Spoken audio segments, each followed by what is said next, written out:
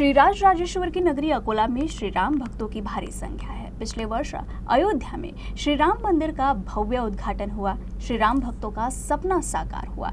इसमें अकोला का अभ्यंकर परिवार भी शामिल था। उन्होंने श्री राम मंदिर की स्थापना के बाद 1 लाख लड्डू बांटने का संकल्प लिया था, जो 6 अप्रैल को रामनवमी के अवसर पर साकार होने जा रहा है। अकोला के अभ्यंकर परिवार को अयोध्या के श्री राम मंदिर ट्रस्ट से मंदिर में लड्डू बांटने की अनुमति मिल गई है, जिसके चलते अब पुराना शहर अकोला में राजगिरा लड्डू तैयार करने का काम इस समय जोरों पर है।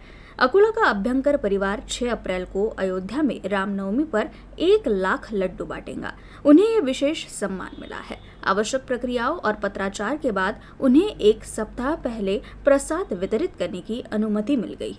ये लड्डू अयोध्या में श्री राम भक्तों को निःशुल्क वितरित किए जाएंगे। फिलहाल अकोला में 1 लाख लड्डू तैयार किए जा रहे हैं। इस पहल को अकोला के लोगों से भारी समर्थन मिल रहा है। ये काम दिन रात चल रहा है। इस बीच 2 अप्रैल को लड्डू से भरा ट्रक अयोध्या जाएगा। लड्डू तैयार करने के लिए 500 किलोग्राम गुड़ और 500 किलो राजगिरा लाही का उपयोग किया गया है। 1,01,101 लाडूचा मी मागच्या वर्षी अयोध्येला संकल्प केला होता। संकल्प असा केला होता की मी कानपूरला शिंगाडा खरेदीसाठी गेलो होतो। कानपूरहून असं कळलं की नाही बा 65 किलोमीटरच अयोध्या आहे। तर मग तिथे गेलो तर तिथे गेल्यानंतर रामरायाचं दर्शन घेतलं। त्यांच्या डोक्यात कल्पना असं आलं की नाही बा आपण उपासाची रेंज इतके वर्षापासून अकोलाकरांसाठी चालवतो आहे, तर मग आपण उपासाचा एखादा लाडू का नाही द्यावा। तर मागच्या वर्षी डोक्यात आलं की नाही बा आपण 1 लाख लाडू राम मंदिराला प्रसाद म्हणून द्यावे।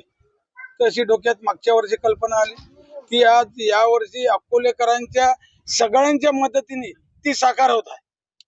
याला जवळपास मटेरियल 500 किलो गुळ, अजून 500 किलो लाई, हे सगळं लागल्यानंतर तयार करायला 100 जण लागले। ते 100 जण लागले। त्या 100 जणांनी हे सगळं तयार केलं। अजून अकोलेकरांच्या मदतीने हा प्रसादाचा जो कार्यक्रम आहे ते पूर्ण करू शकलो। मी फक्त अभ्यंकर परिवाराने कधी म्हटलं असतं ते अशक्य होतं। अकोलेकरांची साथ, राजराजेश्वर संस्थांची सगळी सहकाऱ्यांची मदत म्हणून हे पूर्ण करू शकतो। आणि निःशुल्क आहे, कोणी निःशुल्क।